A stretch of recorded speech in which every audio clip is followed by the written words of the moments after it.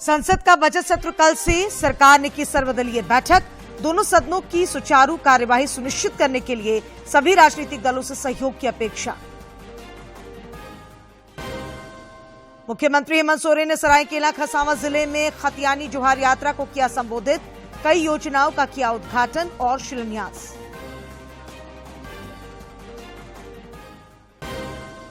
राष्ट्रपिता महात्मा गांधी की 75वीं पुण्यतिथि पर कृतज्ञ राष्ट्र आज कर रहा है उनका नमन। झारखंड में भी शहीद दिवस पर हुआ श्रद्धांजलि सभाओं का आयोजन। और आम लोगों के लिए कल से खुलेगा राजभवन का उद्यान। 7 फरवरी तक दिन के 10 बजे से 3 बजे तक लोग कर सकेंगे यहां की खूबसूरती का दीदार।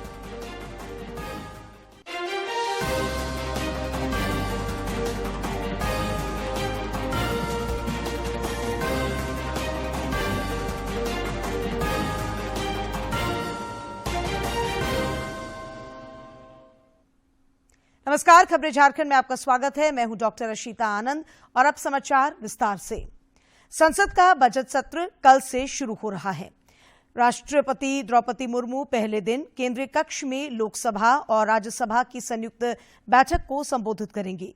कल ही दोनों सदनों में आर्थिक सर्वेक्षण पटल पर रखा जाएगा, जबकि 1 फरवरी को केंद्रीय वित्त मंत्री निर्मला सीतारमण आम बजट पेश करेंगी। बजट सत्र शुरू होने से पहले आज सरकार की ओर से सर्वदलीय बैठक बुलाई गई। बैठक में केंद्रीय मंत्री राजनाथ सिंह, प्रहलाद जोशी और पीयूष गोयल के अलावा 27 राजनीतिक दलों के प्रतिनिधि शामिल हुए।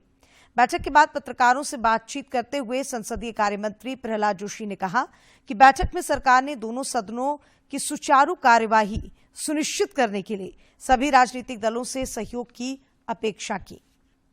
का प्रेजेंटेशन होगा। महामहिम राष्ट्रपति के भाषण के ऊपर थैंक्स गिविंग मोशन पर चर्चा होगा, बजट पर चर्चा होगा और उसके बाद रिसेस होगा और मार्च 13 से फिर से हमारा सदन फिर से बैठेगा और फाइनेंस बिल इसके बारे में चर्चा होगा। आज इसके लिए हमने ऑल पार्टी मीटिंग बुलाया था। इस मीटिंग में 27 पार्टी पार्टिसिपेट किया। 27 पार्टी से 37 लीडर्स पार्टिसिपेट किया है। पूर्व राज्यसभा सदस्य महेश पोद्दार को उम्मीद है कि केंद्रीय वित्त मंत्री निर्मला सीतारमण द्वारा पेश किए जाने वाले आम बजट में सभी वर्गों का ख्याल रखा जाएगा। केंद्रीय आम बजट को लेकर जनता उत्साहित है और उनके बहुत सारे एक्सपेक्टेशंस भी हैं। नेताओं के नजरिए से हम समझने की कोशिश करते हैं कि मोदी 2.0 का ये जो एक सबसे आखिरी बड़ा बजट होगा वो किस तरीके का होगा। हमारे साथ पूर्व एमपी महेश पोद्दार जी हैं। सर, किस तरीके से इस बजट को लें? कल से शुरू होने वाला जो बजट सेशन है वो काफ़ी महत्वपूर्ण होगा।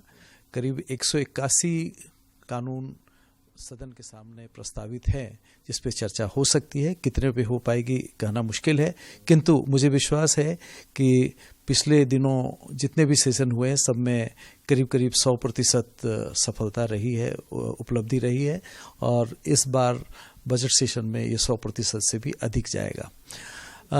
ये बजट सेशन का मुख्य एजेंडा तो है बजट का प्रस्तुत होना, जो केवल इस वर्ष ही नहीं बल्कि आगामी आने वाले वर्षों तक, चूंकि एक लंबी दूर तक की रेखा और लक्ष्य मोदी सरकार ने लिख दी है और उस लक्ष्य की प्रगति के लिए जो भी आवश्यक कदम उठाने हों, अभी 9 राज्यों के चुनाव या आगामी लोकसभा के चुनाव में केवल सस्ते वायदों पर आधारित नहीं बल्कि देश हित में जो भी आवश्यक हो, देश को आर्थिक रूप से और हर तरह से विकसित श्रेणी में खड़ा करने का, उस दिशा में जो भी आवश्यक कदम उठाने जाएंगे उसकी रूपरेखा इस बजट में देखने को मिलेगी।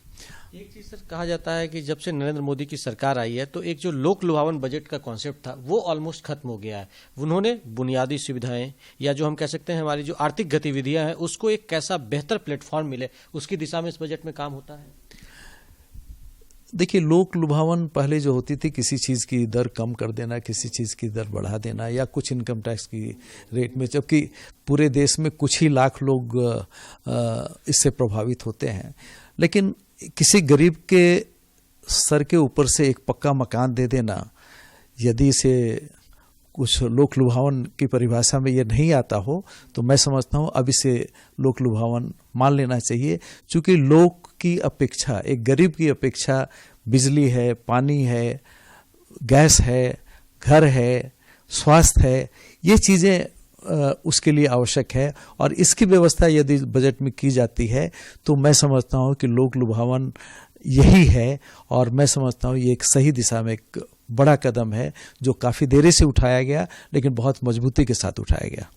यह भी एक केंद्रीय नेतृत्व का दायित्व है। महेश पोद्दार जी से बात कर रहे थे, जिन्होंने साफ तौर पर कहा कि जो आगामी बजट सेशन शुरू हो रहा है उसमें निश्चित तौर पर जो बजट तो है ही, साथ साथ कई मतलब सैकड़ों कानून हैं जिसको पास कराया जाना है। और जिस तरीके से उन्होंने कहा कि कैसे पड़ोसी मुल्कों के साथ साथ जो भारत के संबंध है वो तो हैं ही, और हम विकास की एक नई गाथा लिख रहे हैं। और G20 की जो अध्यक्षता मिलना भारत के लिए गौरव की बात है। और इससे जो विकासशील देश है और विकसित राष्ट्र है उनको भी भारत के बारे में और ज्यादा नजदीक से समझने और जानने का मौका मिलेगा।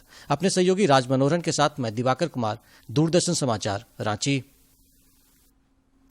संसद में पेश होने वाले आम बजट पर पूरे देश की निगाहें टिकी हुई हैं। झारखंड के लोगों को भी इस बजट से कई उम्मीदें हैं। कोडरमा जिले के व्यवसायियों, किसानों और मध्यम वर्ग के लोगों को उम्मीद है कि आम बजट में उनका खास ख्याल रखा जाएगा।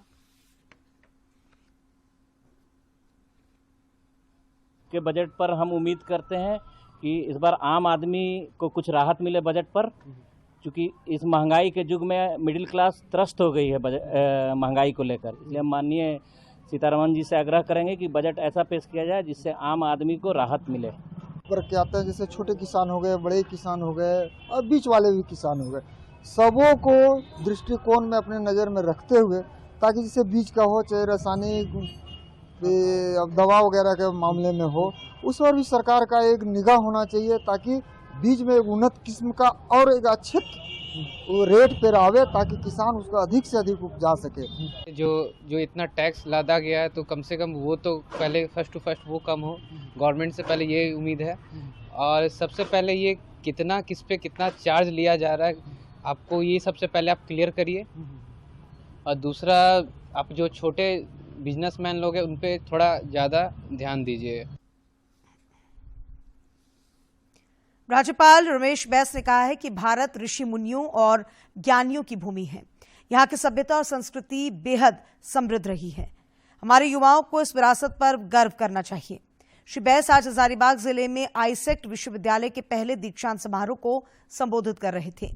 राज्यपाल ने यह भी कहा कि सभी विश्वविद्यालयों को यूजीसी की गाइडलाइन का पालन करना चाहिए। मुख्यमंत्री हेमंत सोरेन ने आज सरायकेला खरसावां जिले में आयोजित खतियानी जुहार यात्रा को संबोधित किया। इस दौरान उन्होंने कई योजनाओं का शिलान्यास और उद्घाटन भी किया। मौके पर श्री सोरेन ने कहा कि सरकार राज्य के विकास के लिए प्रतिबद्ध है।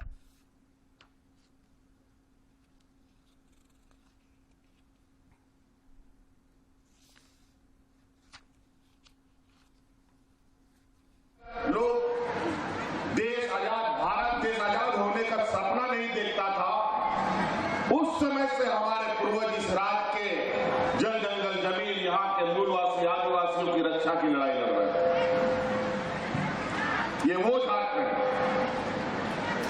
और कभी कभी कुछ लोग आज भी जो सदियों से यहाँ पर सक्रिय रहे हैं, वो लोग इन प्रकार यहाँ के झारखंडियों को डराने धमकाने का प्रयास करता है।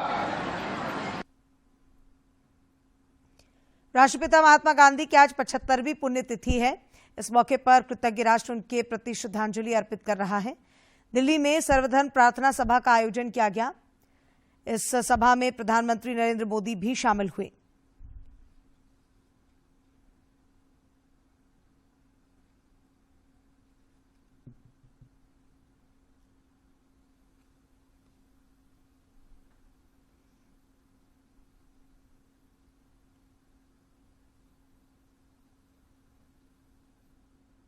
इससे पहले राजघाट पर राष्ट्रपति द्रौपदी मुर्मू, उपराष्ट्रपति जगदीप धनखड़, प्रधानमंत्री नरेंद्र मोदी, रक्षा मंत्री राजनाथ सिंह और लोकसभा अध्यक्ष ओम बिरला समेत कई नेताओं ने बापू के समाधि स्थल पर पुष्पांजलि अर्पित की। इधर झारखंड में भी राष्ट्रपिता महात्मा गांधी की पुण्यतिथि को शहीद दिवस के रूप में मनाया गया। राज्य के सभी थानों और पुलिस कार्यालयों में 2 मिनट का मौन रखकर स्वतंत्रता संग्राम में शहीद हुए तमाम लोगों को याद किया गया।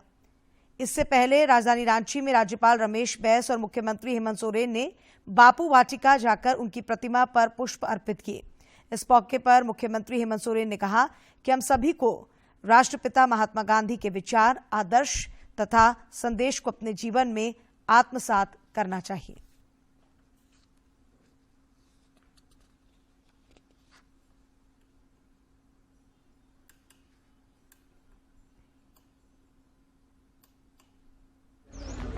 इस देश के लिए बहुत ही स्मरणीय दिन।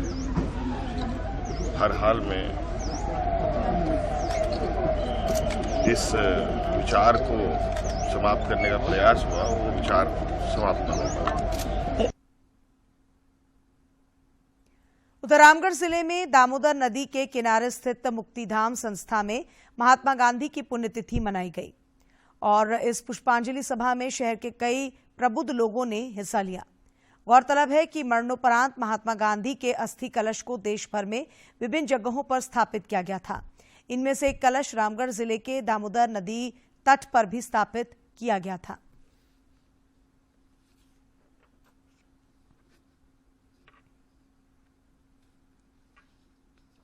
पुण्यतिथि है। मुक्तिधाम संस्था में चूंकि गांधी जी की एक छोटी समाधि बनी हुई है, एक अस्थि कलश रखा हुआ है। यहाँ पर हम लोगों ने पुष्पांजलि की। शहर के गणमान्य लोग यहाँ पर इकट्ठे हुए और भगवान का भजन कीर्तन किया गया। रघुपति राघव राजा राम का वाचन किया गया और ये संदेश फैलाया गया कि गांधी के मार्ग पर हम लोग चलेंगे, अहिंसा और करुणा के मार्ग पर चलेंगे। अहिंसा दिवस युवा बैरिस्टर मोहनदास करमचंद गांधी समय का पावन थे। गांधी जी का 2 टाइम प्रार्थना चलता था। आज यहाँ पे एक प्रार्थना सभा आयोजित करके गांधी जी के प्रति हमने श्रद्धांजलि अर्पित की है। उनके योगदान को राष्ट्र के प्रति जो उन्होंने दिया है आज़ादी के लिए, हम उनके प्रति अपनी श्रद्धा व्यक्त की है। आज महात्मा गांधी का पुण्यतिथि है और हम सारे रामगढ़वासी इनकी पुण्यतिथि को मनाते हैं, पुष्पांजलि देते हैं और प्रयास करते हैं कि इनके बताए हुए पद चिन्हों पर चलने का प्रयास करें। कांग्रेस के वरिष्ठ नेता राहुल गांधी द्वारा कन्याकुमारी से शुरू की गई भारत जोड़ो यात्रा आज श्रीनगर में संपन्न हो गई। यात्रा के समापन कार्यक्रम में कांग्रेस के झारखंड प्रभारी अविनाश पांडेय, प्रदेश अध्यक्ष राजेश ठाकुर, विधायक दल के नेता आलमगीर आलम और विधायक दीपिका पांडेय सहित कई लोग शामिल हुए।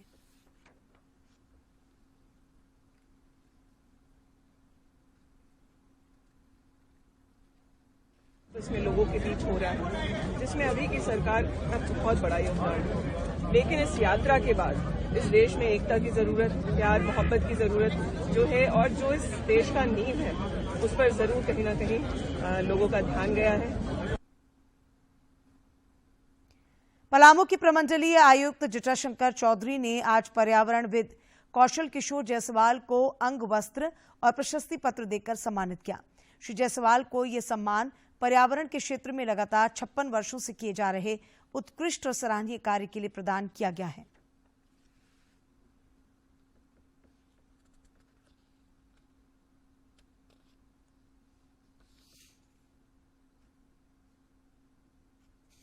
कहते हैं कि एक बार कोई चीज अगर चोरी हो जाए तो उसे फिर से पाना मुश्किल हो जाता है, लेकिन पूर्वी सिंहभूम जिले की पुलिस ने इसे मिथ्या साबित कर दिखाया है। पिछले दिनों जिले से चोरी किए गए कई मोबाइल पुलिस ने न केवल बरामद कर लिए हैं, बल्कि इन्हें इनके वास्तविक मालिकों को लौटाया भी जा रहा है। पूर्वी सिंहभूम जिले में एसएसपी प्रभात कुमार के नेतृत्व में पुलिस बेहतर पुलिसिंग की मिसाल पेश कर रही है। चोरी की घटनाओं के उद्भेदन के बाद बरामद मोबाइल शिविर लगाकर उनके मालिकों को सौंपे जा रहे हैं। जमशेदपुर, साकची और घाटशिला में अब तक करीब 600 मोबाइल उनके मालिकों को सौंपे जा चुके हैं। एसएसपी का मानना है कि ऐसी पहल से आम लोगों का भरोसा पुलिस पर बढ़ेगा। थाना क्षेत्र में जितने मोबाइल मिसिंग एंट्री हुई थी उसमें जो मोबाइल रिकवर हुए हैं उसका डिस्ट्रीब्यूशन का कार्यक्रम यहाँ रखा गया है। कुल 524 मोबाइल को रिकवर किया गया है और उनको जो असली मालिक हैं जिनके द्वारा एंट्री कराई गई थी उनसे संपर्क करके आज उनको वितरण का कार्यक्रम किया जा रहा है। अपना खोया मोबाइल फिर पा लेने से लोगों में खुशी का ठिकाना नहीं है। उन्होंने इसके लिए पूर्वी सिंहभूम पुलिस के प्रति आभार व्यक्त किया है।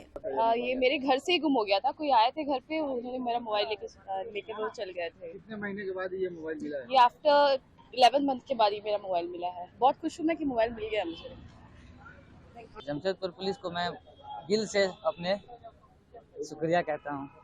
हमको निश्चित रूप से इस प्रकार की पहल से पुलिस न केवल अपनी छवि सुधारने में कामयाब हो रही है, बल्कि जनता का विश्वास भी उसे हासिल हो रहा है। जमशेदपुर से राजेश कुमार लालदास की रिपोर्ट। रांची स्थित राजभवन का उद्यान कल से आम लोगों के लिए खुल रहा है। दिन के 10 बजे से दोपहर 3 बजे तक लोग राजभवन उद्यान की सुंदरता का दीदार कर सकेंगे। हमारे समाचार संपादक ने राज्यपाल के ओएसडी से इस सिलसिले में बातचीत की। उसमें बहुत सारी वैरायटीज हैं। फूलों के जो है कह सकते हैं हम 43 तरह की किस्में हैं और गुलाब तो आप यहाँ पर जब खड़े हो जाएंगे तो आपकी नज़रें जहाँ तक जाएगी वहाँ तक सिर्फ गुलाब ही गुलाब नजर आएगी। हमारे साथ ओएसडी साहब हैं। तो किस तरीके से आप लोगों ने तैयारी यहाँ पे की है ताकि लोग इसका दीदार कर सकें? देखिए, इसकी तैयारी बड़े लंबे समय से हम लोगों ने शुरू किया था और अभी वर्तमान माननीय महामहिम की विशेष रुचि है पौधों में और वनस्पति शास्त्र के बड़े अच्छे ज्ञाता हैं, तो उनके व्यक्तिगत इन्वॉल्वमेंट और व्यक्तिगत शौक के कारण इस बार आप देखेंगे कि गत वर्षों की तुलना में कुछ ज़्यादा ही बढ़िया दिख रहा है। इस बार हम लोगों ने सीजनल फ्लावर 43 प्रकार के 43 टाइप्स ऑफ सीजनल फ्लावर्स हम लोगों ने क्यारियों में लगाया हुआ है। इसके अलावा 15,000 अभी गुलाब के पौधे हैं, इसमें अलग अलग तरह के लगभग 300 प्रकार के गुलाब के पौधे आपको इसमें दिखेंगे। और इसकी तैयारी सीजनल फ्लावर का जो सीजन होता है प्लांट करने का अक्टूबर लास्ट से, उसके लगभग 2 महीने पहले से किया। हमारा यहाँ पे अपना वर्मी कंपोस्टिंग यूनिट है और पत्ता खाद भी बनाने का यूनिट है, जिसके आधार पर लगभग हम लोगों ने 40,000 किलो खाद पैदा किया। ये अगला जो 1 हफ्ता है ये हम कह सकते हैं कि रांची के लिए और आसपास के लोगों के लिए ये सबसे बढ़िया पिकनिक स्पॉट रहेगा। तो वैसे में लोगों को किस तरह की चीजें यहाँ कर निश्चित तौर पर देखनी चाहिए? मैं इसमें थोड़ा सा संशोधन करना चाहूँगा। पिकनिक स्पॉट बोलेंगे तो इसमें कई तरह की चीज़ें लोग ले लेते हैं, तो ये पिकनिक स्पॉट नहीं है, लेकिन आपको आनंद देने वाला बड़ा सुंदर जगह है और आप यहाँ आएंगे तो आपको अच्छा लगेगा, सुकून मिलेगा। पूरी तरह से ये जो फुल ऑफ ऑक्सीजन जोन है और आपके आँख के माध्यम से आपकी आत्मा तृप्त होगी, इतना सौंदर्य है यहाँ पर। यहाँ पर औषधीय पौधे भी हैं, रुद्राक्ष भी हैं, कल्पतरु भी हैं। तो इस तरह की जो चीज़ें, जैसा कि आपने कहा कि ऑक्सीजन फुल जोन है, साथ ही साथ यहाँ पे कुछ आपकी प्लानिंग है कि कुछ ये फाइटर जेट वगैरह लगाने का, तो लोगों के लिए ये सब एक नज़ारा अद्भुत पेश करेगा। जी हाँ, देखिए ये हम लोगों की पूरी टीम की यही कोशिश रही है कि जो लोग आए उनको बाहर की तुलना में कुछ यहाँ विशेष दिखे, जब राजभवन की गरिमा के अनुरूप उनको यहाँ पे चीज़ें दिखें। यही कारण है कि हम लोग हर बार इसमें कुछ ना कुछ नया जोड़ते रहते हैं। और महामहिम, जैसा हमने शुरू में ही बताया, इनकी विशेष रुचि है वनस्पतियों में, तो जिसका परिणाम आपको दिख रहा है। आप पहले भी आए होंगे और इस बार भी आए हैं तो अंतर दिख रहा होगा। और सामने में जैसा आपने कहा नया जेट का, तो अभी ही 27 जनवरी को ही फाइनल हुआ, एयरफोर्स के लोग आए थे और अभी तो जो लोग आएंगे उनको देखने को नहीं मिल पाएगा, लेकिन अगले 3-4 महीने में हम लोग ये बिल्कुल ये सामने में जो पहले से टैंक है उसके अपोजिट हम लोग फाइटर जेट यहाँ पे लगाने वाले हैं। और औषधीय उद्यान में जो देखने आएंगे लोग यहाँ राजभवन के फूलों को, मेरा आग्रह होगा कि वो औषधीय उद्यान में ज़रूर जाएं। वहाँ पर विभिन्न औषधीय पादपों के साथ उनकी उपयोगिता और कैसे उपयोग करें यह भी लिखा है, तो कई बीमारियों के लिए उनको किसी डॉक्टर के पास नहीं जाएगा, उनका रसोई ही उनके लिए चिकित्सा का एक बहुत बड़ा स्रोत होने वाला है। तन भी स्वस्थ होगा और धन भी बचेगा। इसलिए मेरा आग्रह है कि वो औषधि उद्यान भी जरूर घूमें। तो जब राजभवन आपके लिए खुल रहा है तो आप इसका दीदार करने जरूर पहुंचे, और साथ ही साथ जब आपके आंखों को सुकून मिलेगा, आपके मन को सुकून मिलेगा, और साथ ही साथ आपको यहाँ पर जानकारी की भी व्यवस्था की गई है। अगर आप औषधीय सेक्शन में जाते हैं तो आपके बहुत तरह के जो ऐसे पौधे हैं उनका किस तरीके से इस्तेमाल होना चाहिए उसकी जानकारियाँ भी दी गई है। तो निश्चित तौर पर आपको राजभवन उद्यान का दीदार करना चाहिए और यहाँ पर जो आपके आंखों को सुकून मिलेगा और साथ ही साथ आपके हेल्थ के लिए क्या बेनिफिट हो सकता है उसकी भी जानकारी मिलेगी। सरिता के साथ मैं दिवाकर कुमार, दूरदर्शन समाचार, रांची। जमीन नहीं है तो क्या हुआ, पर्यावरण का प्रेम पूरा करने के लिए छत ही काफी है। कुछ इसी सोच के साथ जमशेदपुर के अखिलेश चौधरी ने अपने घर की छत को ही खेत के रूप में तब्दील कर दिया है। जमशेदपुर के 3 प्लेट 10 नंबर बस्ती में रहने वाले और सिक्योरिटी एजेंसी में काम करने वाले अखिलेश चौधरी ने अपने घर की छत पर आयुर्वेदिक पौधों के अलावे सब्जी और फल फूल की भी खेती की है। यहां तक कि पीवीसी पाइप में मशरूम का उत्पादन कर उन्होंने एक मिसाल कायम कर दी है। अच्छा चीज़ है, कोई भी कर सकता है, करना चाहिए। और हम पहले बोले कि छत पर करिए, बालकोनी में करिए, घर के फ्रंट पर करिए, नहीं घर के आगे में जगह है तो पीछे में कर लीजिए, कर सकते हैं आप। उसके लिए ये नहीं बहाना नहीं है कि मेरे पास टाइम नहीं है, टाइम तो खुद आपसे ले लेगा ये। अखिलेश चौधरी स्वामी विवेकानंद संस्थान से भी जुड़े हुए हैं और सामाजिक कार्यों में भी उनकी रुचि रहती है। हालांकि पर्यावरण के प्रति उनकी दिलचस्पी काबिले तारीफ है। अखिलेश चौधरी लोगों को घर में बागीचा लगाने के लिए प्रोत्साहित करते हैं और जो अच्छा काम करते हैं उन्हें साल में एक बार पुरस्कृत भी करते हैं। वैसे तो हम काफी संगठन से जुड़े हुए हैं और कार्यकारिणी सदस्य में भी हैं, लेकिन एक सामाजिक संस्था है स्वामी विवेकानंद सेवा संस्थान, इसके हम महासचिव हैं, इनके अध्यक्ष हैं हमारे अभिभावक श्री हरिवल्लभ सिंह आरसी जी। तो उस संस्था के द्वारा हम लोग काफी काम करते हैं। इसमें ये पौधा का भी हम लोगों को कहते हैं कि अगर जो लोग गार्डनिंग करते हैं उनको हम साल में एक बार पुरस्कृत भी करते हैं। अखिलेश चौधरी द्वारा लगाए गए बागीचे को देखने के लिए हर दिन लोग पहुंचते रहते हैं। अखिलेश के इस कड़े संघर्ष से उनके परिजनों को भी प्रेरणा मिलती है। हमारे चाचा जी नाइट शिफ्ट, ए शिफ्ट, बी शिफ्ट ड्यूटी करके और उसके बाद प्लांट करते हैं और हम लोग को भी मतलब सीखने का मौका बहुत कुछ मिलता है इससे। भाग दौड़ भरी इस जिंदगी में इंसान प्रकृति से दूर होता जा रहा है। यही नहीं, कुछ लोग अपने निजी स्वार्थ के लिए प्रकृति का दुरुपयोग भी कर रहे हैं। मगर इस धरती पर अखिलेश चौधरी जैसे कुछ लोग भी हैं जिन्हें प्रकृति से बेहद प्यार है।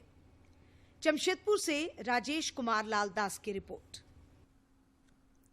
रांची के जगन्नाथपुर स्थित योगदा सत्संग महाविद्यालय परिसर में सभा भवन और बहुउद्देश्य कक्ष के साथ साथ एक नए विद्यालय भवन का उद्घाटन किया गया।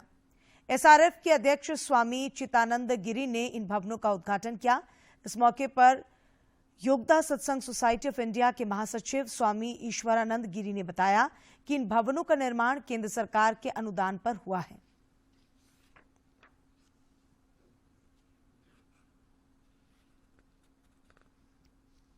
बिल्डिंग आप पीछे देख रहे हैं और जो मल्टीपर्पज़ हॉल है, ये 2 प्रोजेक्ट्स हैं जिनके लिए हमें केंद्र सरकार से अनुदान मिला 8 करोड़ का, और उसी अनुदान से हमने ये 2 बिल्डिंग्स हैं उनका निर्माण हमने किया।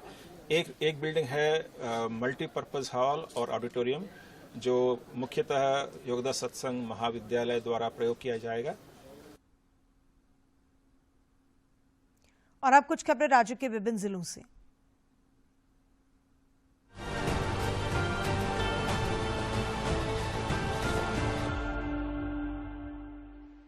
एनआईए मामले में आरोपी मृत्युंजय कुमार सिंह को झारखंड हाईकोर्ट से राहत मिली है। न्यायमूर्ति रंगन मुखोपाध्याय की अध्यक्षता वाली खंडपीठ ने मृत्युंजय कुमार को जमानत प्रदान की है। पूर्व में कोर्ट ने सुनवाई पूरी होने के बाद मामले में फैसला सुरक्षित रखा था। झारखंड बिजली वितरण निगम ने बिजली उपभोक्ताओं के लिए नंबर जारी किया है। इन नंबरों पर उपभोक्ता बिजली बिल समय पर नहीं मिलने की शिकायत कर सकते हैं। निगम ने टीम गठित की है जो इस मामले में उपभोक्ताओं की त्वरित मदद करेगी। झारखंड कैडर के आईएएस अधिकारी और केंद्रीय ग्रामीण विकास मंत्रालय के सचिव शैलेश कुमार सिंह को पंचायती राज मंत्रालय के सचिव का भी अतिरिक्त प्रभार दिया गया है। ये प्रभार पंचायती राज सचिव सुनील कुमार के अवकाश में जाने की वजह से दिया गया है।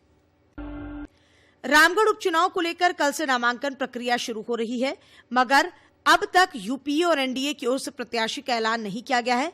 निवर्तमान विधायक ममता देवी के जेल जाने के बाद ये सीट रिक्त हुई है। बड़कागांव की विधायक अंबा प्रसाद ने केरेडारी प्रखंड क्षेत्र के ग्रामीणों के साथ जिले के डीसी और एसपी से मुलाकात की। विधायक ने केरीडारी प्रखंड क्षेत्र के अंतर्गत चल रही खनन कंपनियों के खिलाफ शिकायत की और कहा कि स्थानीय ग्रामीणों को बगैर उचित हक अधिकार प्रदान किए कार्य किया जा रहा है।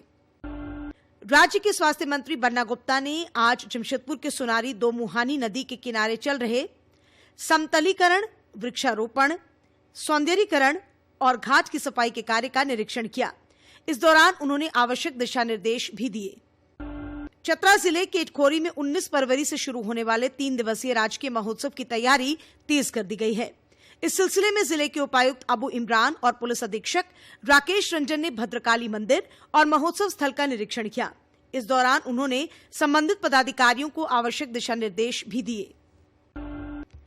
पाकुड़ जिले के सिद्धू कानू पार्क में नन्हे कदम क्लब के बच्चों का अध्ययन भ्रमण कार्यक्रम का आयोजन जिला प्रशासन और डीबीएल कोल कंपनी द्वारा किया गया। कार्यक्रम में क्लब से जुड़े हुए 96 बच्चे शामिल हुए। इस दौरान बच्चों ने सिद्धू कानू पार्क और मार्टिलो टावर का भ्रमण किया। शहीद दिवस के अवसर पर आज दुमका जिले के सभी स्थानों, ओपी कार्यालयों और पुलिस केंद्र में पुलिस पदाधिकारियों और कर्मियों द्वारा स्वतंत्रता संग्राम में अपने प्राणों की आहुति देने वाले शहीदों को श्रद्धांजलि दी गई। शहीदों की स्मृति में 2 मिनट का मौन भी रखा गया।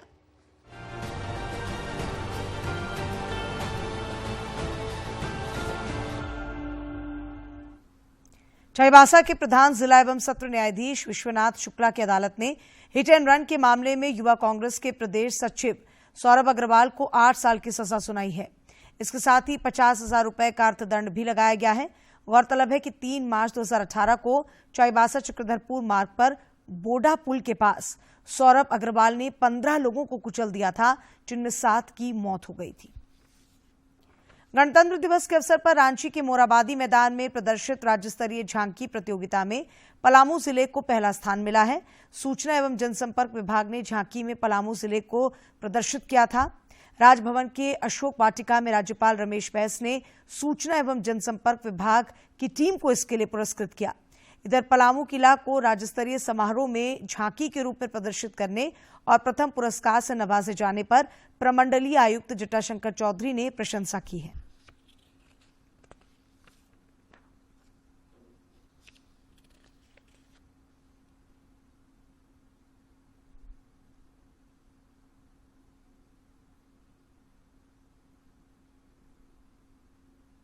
और अब बात मौसम की। राज्य के अधिकांश जिलों में न्यूनतम और अधिकतम तापमान सामान्य से अधिक चल रहा है। मौसम विज्ञान केंद्र रांची के वैज्ञानिक अभिषेक आनंद ने बताया है कि राज्य के उत्तरी हिस्सों में अगले 2 से 3 दिनों तक न्यूनतम तापमान में 2 से 4 डिग्री सेल्सियस तक की गिरावट होगी। फिर उसके बाद न्यूनतम तापमान में कुछ इजाफा हो सकता है। हवाएं हैं वो झारखंड के दक्षिणी और मध्य भागों में आ रही हैं, जिसकी वजह से दक्षिणी और मध्य भागों में जो गिरावट है आपको देखने को नहीं मिली है और आने वाले दिनों में भी देखने को नहीं मिलेगी। क्यों? और अब एक नजर डालते हैं प्रमुख शहरों के आज के तापमान पर। राजधानी रांची का अधिकतम तापमान 28.8 और न्यूनतम 12.4 डिग्री सेल्सियस रिकॉर्ड किया गया। जमशेदपुर का अधिकतम तापमान 31.5 और न्यूनतम 13.2 तथा डाल्टनगंज का अधिकतम तापमान 31.8 और न्यूनतम तापमान 10.3 डिग्री सेल्सियस रिकॉर्ड किया गया। एक बार फिर से नजर डालते हैं मुख्य समाचारों पर। संसद का बजट सत्र कल से। सरकार ने की सर्वदलीय बैठक। दोनों सदनों की सुचारू कार्यवाही सुनिश्चित करने के लिए सभी राजनीतिक दलों से सहयोग की अपेक्षा।